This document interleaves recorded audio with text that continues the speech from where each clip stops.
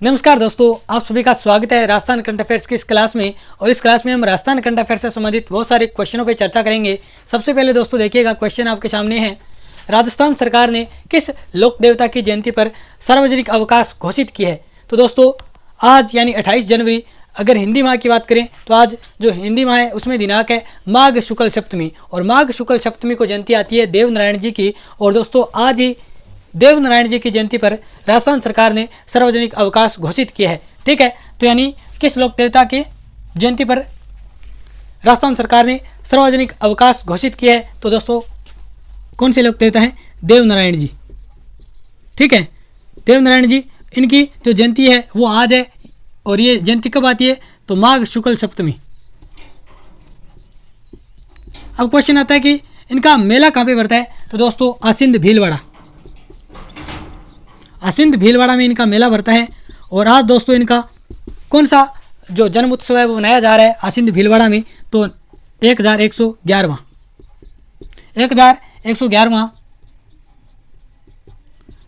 जन्मोत्सव इनका मनाया जा रहा है आसिंद भीलवाड़ा में।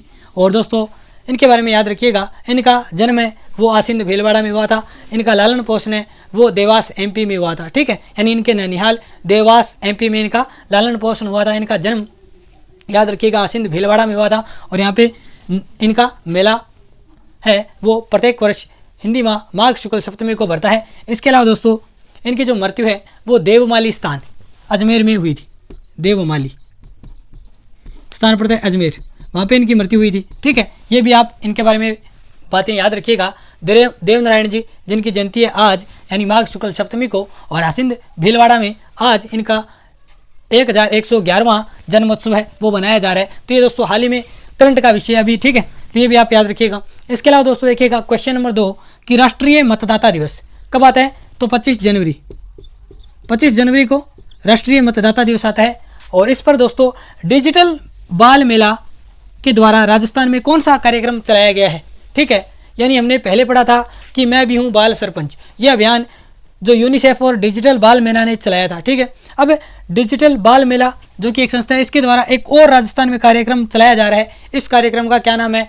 तो कार्यक्रम का नाम है कौन बनेगा बाल लोकतंत्र प्रहरी, यानी कौन बनेगा बाल लोकतंत्र प्रहरी। यह कार्यक्रम हाल ही में मतदाता दिवस यानी राष्ट्रीय मतदाता दिवस के मौके पर डिजिटल बाल मेला के द्वारा राजस्थान में चलाया गया है। तो ये भी आप याद रखिएगा। इसके अलावा दोस्तों नेक्स्ट क्वेश्चन देखिएगा कि गणतंत्र दिवस जो परेड नई दिल्ली में हुई उस पर एनसीसी गर्ल्स के दल का नेतृत्व किसने किया?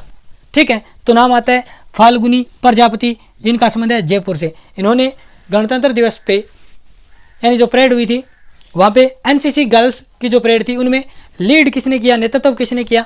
तो हमारे जयपुर की फाल्गुनी प्रजापति ने। ठीक है, अब नाम आता है कि एनसीसी क्या है? तो दोस्तों इसकी फुल फॉर्म है नेशनल कैडेट कोर। ठीक है, नेशनल कैडेट कोर है एनसीसी का फुल फॉर्म है। और इसकी स्थापना हुई थी जुलाई 1948 में। तो याद रखिएगा इसके बारे में बात, एनसीसी के बारे में, नेशनल कैडेट कोर, स्थापना जुलाई 1948। अब देखिएगा अगला क्वेश्चन आता है कि राजस्थान साहित्य अकादमी द्वारा वर्ष 2022-23 में कितने साहित्यकारों को अमृत सम्मान पुरस्कार दिया जाएगा?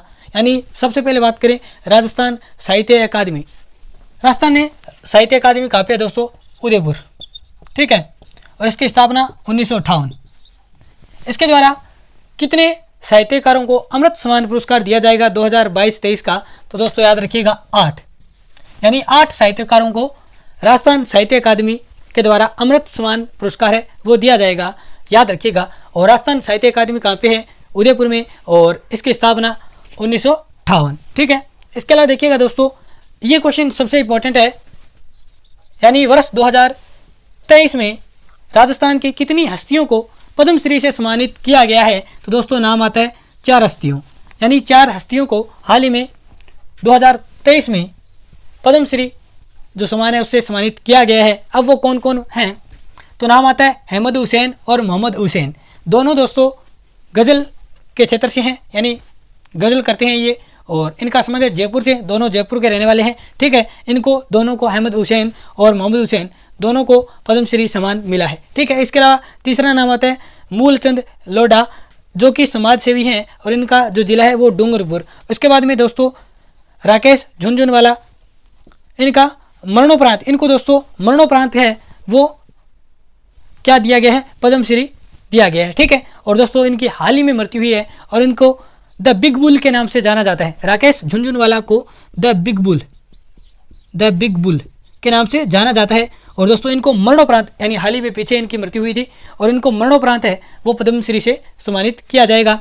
इसके अलावा दोस्तों याद रखिएगा वर्ष 2023 यानी नवीनतम जो पद्मश्री सम्मान है वो राजस्थान के 4 व्यक्तियों को दिए गए हैं। इसके अलावा पिछली वर्ष की अगर हम बात करें 2022 में राजस्थान की 3 हस्तियों को पद्मश्री दिया गया था, जिनमें एक नाम आता है अवनी लेखरा, जिनका संबंध निशानेबाजी से है और इनका जिला है जयपुर, ठीक है। इसी प्रकार चंद्र जो प्रकाश द्विवेदी हैं सिरोही के रहने वाले हैं, उनको मिला है कला के क्षेत्र में यानी फिल्म निर्देशक है वो, उनको मिला था। और इसके अलावा रामदयाल जो शर्मा है भरतपुर के, उनकी जो कला है वो नौटंकी कला, उनको भी मिला था। यानी 3 व्यक्तियों को पिछले साल पद्मश्री सम्मानित यानी पद्मश्री सम्मान से सम्मानित किया गया था। अब की बार 4 जो सदस्य हैं 4 व्यक्ति हैं उनको क्या है पद्मश्री सम्मान 2023 से सम्मानित किया जाएगा, तो याद रखिएगा, ठीक है। यानी 4 व्यक्तियों को। और ये हमारी क्लास थी आज की। ये क्लास आपको कैसी लगी आप कमेंट बॉक्स में जरूर बताइएगा दोस्तों। मिलते हैं नेक्स्ट क्लास में, धन्यवाद।